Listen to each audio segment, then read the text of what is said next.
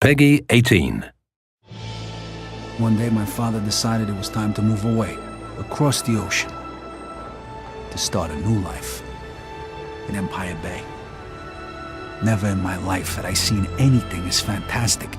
It was beautiful.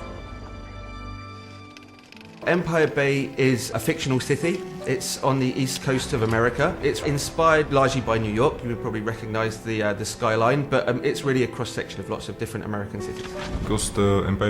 Empire Bay covers an area of around 10 square miles, which is roughly twice the size of the city in the original Mafia.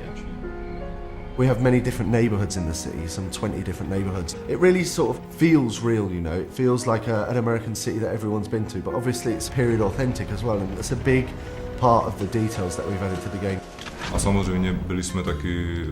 These little details were so important to us when we were creating the city.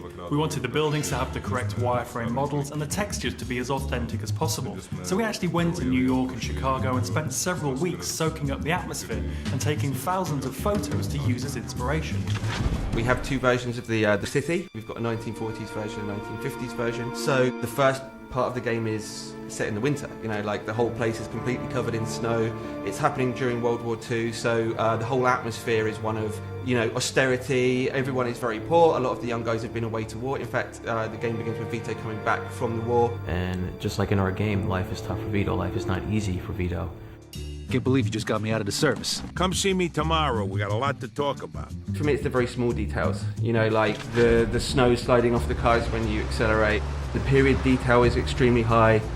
All of these things together, the animations, the detail, the weather changing as you go through the missions, it's really just all adds together to create the atmosphere and the vibe. Then when we move to the 50s, it's a very different environment. It's rock and roll, the guys are driving cool cars, everyone's got a little bit more money, the whole kind of feeling and the vibe of the game has changed. The 50s for us really is the birth of cool, you know? The birth of the TV, the birth of rock and roll. It's got all these different sort of things going for it, you know, after the depression of the 40s and the war. When you sort of come to the 50s in the game, it really feels different, you know? It's really bright, it's really vibrant, there's loads of different stuff going on in the city. The music in the game really transports you back to the era. We have almost 200 licensed tracks that were on the radio back then. This is all real music from the era. You know, it's artists like Little Richard, Tony Bennett, classic artists that, you know, the music is still alive and well today.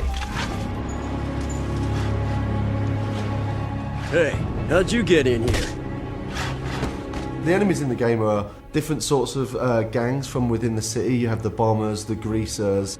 But as well as that, we have other Italian mobsters from the Clemente family, from the Vinci family, and the Falcone family. I guess a big enemy could be described as the police force. The feds and the police are always trying to put a stop to the mafia's crimes that are going on. It depends on which police you're talking about. If it's the beat cop, are you going to screw with these guys who really aren't committing a violent crime right in front of you? You're just going to take your payoff and keep on walking because it's a lot easier. What we wanted with the police is a sort of very 50s film sort of feel to it, you know. If you duck out of sight, duck down a few alleys, then you're going to lose the immediate chase.